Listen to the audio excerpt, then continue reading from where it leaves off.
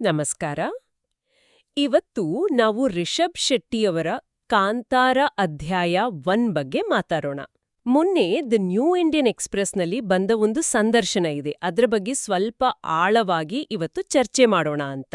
ಅಂದ್ರೆ ಈ ಸಿನಿಮಾ ಹಿಂದಿನ ಕಥೆ ಏನು, ಆ ನಂಬಿಕೆ, ಚಾಲೆಂಜಸ್, ರಿಷಬ್ ಅವರ ವಿಷನ್ ಇದನ್ನೆಲ್ಲ ಅರ್ಥ ಮಾಡ್ಕೊಳ್ಳೋಣ. ಸರಿಯಲ್ವಾ?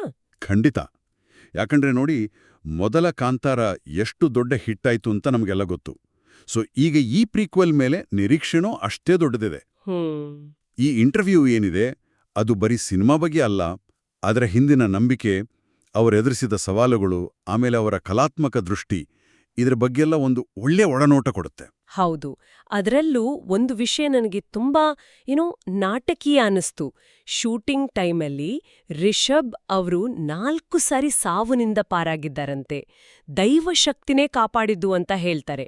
ಆಮೇಲೆ ಸಿನಿಮಾಗೆ ನೆಗೆಟಿವ್ ಪಬ್ಲಿಸಿಟಿ ಕೊಡೋಕೆ ಶೂಟಿಂಗ್ ನಿಲ್ಸೋಕೆ ಪ್ರಯತ್ನಗಳು ನಡೆದು 120 ದಿನ ಸತತ ಶೂಟಿಂಗ್, ಫಿಸಿಕಲಿ ಮೆಂಟಲಿ ತುಂಬಾ ಕಷ್ಟ ಆಯ್ತು ಅಂತನೂ ಹೇಳಿದ್ದಾರೆ. ಇದು ಬರೀ ಶೂಟಿಂಗ್ ಚಾಲೆಂಜ್ ತರ ಕಾಣ್ತಿಲ್ಲ ನನಗೆ.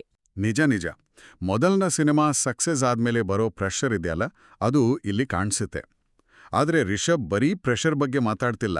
ಅವರು ಅದನ್ನ ಒಂದು ಸ್ಪಿರಿಚುವಲ್ ಆಯಾಮದ ಜೊತೆ ಕನೆಕ್ಟ್ ಮಾಡ್ತಿದ್ದಾರೆ. ಈ ಚಿತ್ರ ನಿಲ್ಸೋ ಪ್ರಯತ್ನ, ದೈಹಿಕ ಕಷ್ಟ, ಇದೆಲ್ಲದರ ಮಧ್ಯೆ ಆ ನಂಬಿಕೆ ಇದೆಯಲ್ಲ, ಅದು ಮುಖ್ಯ ಅನ್ನೋದು ಅವರ ಮಾತಲ್ಲಿ ಗೊತ್ತಾಗತ್ತೆ. ಹೇಗೆ ಅಂದ್ರೆ, ಇದು ಬರೀ ಸವಾಲ್ ಎದುರಿಸಿದಲ್ಲ, ಇದೊಂದು ರೀತಿ ಸ್ಪಿರಿಚುವಲ್ ಟೆಸ್ಟ್ ತರ ಆಗಿತ್ತು ಅಂತ ಹೇಳ್ತಿದ್ದಾರೆ ಅನ್ಸುತ್ತೆ. ಓ ಹೌದು. ಆದ್ರೆ ಕಾಂತಾರ ಹಿಟ್ಟಾದ್ಮೇಲೆ ಬೇರೆ ದೊಡ್ಡ ಆಫರ್ಸ್ ಬಂದಿತ್ತಂತೆ. ಅದನ್ನೆಲ್ಲ ಬಿಟ್ಟು ಮತ್ತೆ ಇದೇ ಕಾಂತಾರ ಜಗತ್ತಿಗೆ ಯಾಕ್ ಬಂದ್ರು? ಹಣಕ್ಕೋಸ್ಕರ ಇದನ್ನ ಮಾಡ್ತಿಲ್ಲ, ಇಂಥ ಸಿನಿಮಾ ಮತ್ತೆ ಮಾಡಕ್ಕಾಗಲ್ಲ ಅಂತ ಕೂಡ ಹೇಳಿದ್ದಾರೆ. ಬೇರೆ ಆಫರ್ ಒಪ್ಕೊಂಡಿದ್ರೆ ರಿಸ್ಕ್ ಕಡಿಮೆ ಇರ್ತಿತ್ತೇನೋ, ಫ್ಯಾಮಿಲಿ ಜೊತೆ ಟೈಮ್ ಸ್ಪೆಂಡ್ ಮಾಡ್ಬೋದಿತ್ತು ಅಂತೆಲ್ಲ ಹೇಳ್ತಾರೆ. ಆದ್ರೆ ಇದಕ್ಕೆಲ್ಲ ದೈವಿಕ ಹಸ್ತಕ್ಷೇಪ ಕಾರಣ ಅಂದಾಗ ಅದು ಸ್ವಲ್ಪ ಅಚ್ಚರಿ ಅಲ್ವಾ? ಅಂದ್ರೆ ಆ ಒಂದು ಕಾರಣಕ್ಕೆ ಇಷ್ಟು ದೊಡ್ಡ ನಿರ್ಧಾರಣ? ಒಳ್ಳೆ ಪ್ರಶ್ನೆ. ದೈವಿಕ ಹಸ್ತಕ್ಷೇಪ ಅನ್ನೋದು ಅವರ ವೈಯಕ್ತಿಕ ನಂಬಿಕೆ, ಅದರ ಒಂದು ಎಕ್ಸ್‌ಪ್ರೆಷನ್ ಇರ್ಬೋದು. ಆದರೆ ಅದನ್ನು ಸ್ವಲ್ಪ ದೊಡ್ಡ ಚಿತ್ರಣದಲ್ಲಿ ನೋಡಿದ್ರೆ ಇದು ಅವರ ಕಮಿಟ್ಮೆಂಟ್, ಪ್ರೇಕ್ಷಕರ ಮೇಲಿರೋ ಜವಾಬ್ದಾರಿ, ಇದ್ರ ಜೊತೆ ಸೇರ್ಕೊಂಡಿದೆ ಅನ್ಸುತ್ತೆ. ಪ್ಯಾನ್ ಇಂಡಿಯಾ ಮಟ್ಟದಲ್ಲಿ ಸಿನಿಮಾ ಹೋದ್ರೂ ತಮ್ಮ ಮೂಲ ಸಂಸ್ಕೃತಿ, ಆ ಟ್ರೆಡಿಷನ್ಸ್ ಬಿಡಬಾರ್ದು ಅನ್ನೋದಿದೆಯಲ್ಲ, ಅದು ತುಂಬ ಮುಖ್ಯವಾಗುತ್ತೆ. ಈಗ ನೋಡಿ, 1000 ವರ್ಷಗಳ ಹಿಂದಿನ ಕಥೆ, ದೊಡ್ಡ ಯುದ್ಧದ ಸೀನ್ಗಳು, ಆ 4 ಸೀಸನ್ಗಳ ಶೂಟಿಂಗ್ ಚಾಲೆಂಜ್, ಇದೆಲ್ಲ ಅವರ ಕಮಿಟ್ಮೆಂಟ್ ತೋರಿಸುತ್ತೆ. ಸೊ ಆ ಹಸ್ತಕ್ಷೇಪ ಅನ್ನೋದು ಬಹುಶಃ ಈ ಕಮಿಟ್ಮೆಂಟ್ಗೆ ಇನ್ನೊಂದು ಹೆಸರೇನೋ. ಓಕೆ. ಭವಿಷ್ಯದ ಬಗ್ಗೆನೂ ಮಾತಾಡಿದರೆ ಪೌರಾಣಿಕ, ಐತಿಹಾಸಿಕ ಕಥೆಗಳ ಕಡೆ ಒಲವು ಇದೆ ಅಂತೆ. ಆದ್ರೆ ಸರ್ಕಾರಿ ಶಾಲೆ ಥರ ಸಿಂಪಲ್ ಸಿನಿಮಾನೂ ಮಾಡ್ಬೇಕು ಅನ್ನೋ ಆಸೆ ಇದೆಯಂತೆ. ಹನುಮಾನ್ ಸಿನಿಮಾ ಆಫರ್ ಬಗ್ಗೆನೂ ಹೇಳಿದ್ರು. ಆಮೇಲೆ ಕನ್ನಡ ಇಂಡಸ್ಟ್ರಿಯಿಂದ ದೂರ ಹೋಗ್ತಿದ್ದಾರೆ ಅನ್ನೋ ಮಾತಿಗೆ ನಾನು ಎಲ್ಲರನ್ನೂ ಕುಂದಾಪುರಕ್ಕೆ ಕರ್ಕೊಂಡ್ ಬರ್ತಿದ್ದೀನಿ, ಪ್ಯಾನ್ ಇಂಡಿಯಾ ಸಿನಿಮಾ ಇಲ್ಲೇ ಶೂಟ್ ಆಗ್ತಿದೆ ಅಂತ ಉತ್ತರ ಕೊಟ್ಟಿರೋದು. ಅದು ಚೆನ್ನಾಗಿತ್ತು. ಹೌದು, ಆ ಸ್ಥಳೀಯತೆ ಬಗ್ಗೆ ಅವರಿಗಿರೋ ಪ್ರೀತಿ ಅದು ಅವರ ಟೀಮ್ ಸೆಲೆಕ್ಷನ್ನಲ್ಲೂ ಕಾಣುತ್ತೆ. ಅವರ ಪತ್ನಿ ಪ್ರಗತಿ ಶೆಟ್ಟಿ ಕಾಸ್ಟ್ಯೂಮ್ ಡಿಸೈನರ್ ಆಗಿ, ಆಮೇಲೆ cameraman Aravind Kashyap, music director Ajaneesh Loknath, ಇವರೆಲ್ಲ ಎಷ್ಟು ವರ್ಷಗಳಿಂದ ಜೊತೆಗಿದ್ದಾರೆ ಅಂತ ಹೆಮ್ಮೆಯಿಂದ ಹೇಳ್ತಾರೆ. ಅಜನೀಶ್ ಕರಾವಳಿ ಜಾನಪದ, ಟ್ರೈಬಲ್ ಮ್ಯೂಸಿಕ್ ಹೇಗೆ ಬಳಸ್ಕೊಂಡಿದ್ದಾರೆ ಅಂತಲೂ ಹೇಳ್ತಾರೆ. ಆಮೇಲೆ ಪ್ರೊಡ್ಯೂಸರ್ ವಿಜಯ್ ಕಿರ್ಗಂದೂರ್ ಅವ್ರ ಬಗ್ಗೆ ಹೇಳೋವಾಗ ಅವರು ಬರೀ ದುಡ್ಡು ಹಾಕಿದವರಲ್ಲ, ಇಮೋಷ್ನಲಿ, ಸ್ಪಿರಿಚುವಲಿ ಈ ಪ್ರಾಜೆಕ್ಟ್ ಜೊತೆ ಕನೆಕ್ಟ್ ಆಗಿದ್ರು ಅಂತ ತಿಳಿಸ್ತಾರೆ.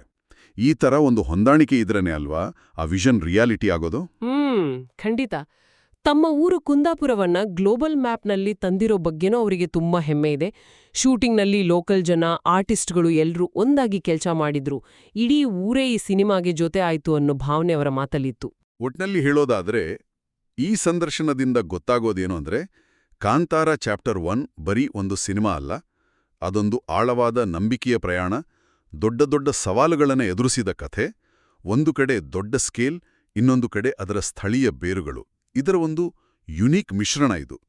ರಿಷಬ್ ಅವರ ವಿಷನ್ ಮತ್ತೆ ಅದನ್ನ ನಂಬಿ ಕೆಲಸ ಮಾಡಿದ ಟೀಮ್ನ ಕಮಿಟ್ಮೆಂಟ್, ಇದು ಮುಖ್ಯವಾಗಿ ಕಾಣಿಸುತ್ತೆ.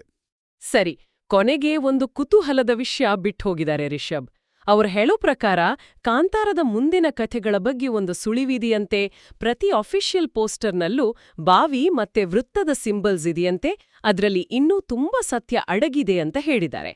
ಹಾಗಾದ್ರೆ ನಾವೆಲ್ಲ ಯೋಚನೆ ಮಾಡಬೇಕಾದ ಪ್ರಶ್ನೆ, ಈ ಕಾಂತಾರ ಜಗತ್ತಲ್ಲಿ ಆ ಬಾವಿ ಮತ್ತೆ ವೃತ್ತದ ಸಂಕೇತಗಳಲ್ಲಿ ಅಡಗಿರೋ ರಹಸ್ಯಗಳು ಅವು ಏನಾಗಿರಬಹುದು ಅದ್ರ ಬಗ್ಗೆ ಯೋಚಿಸಬಹುದು.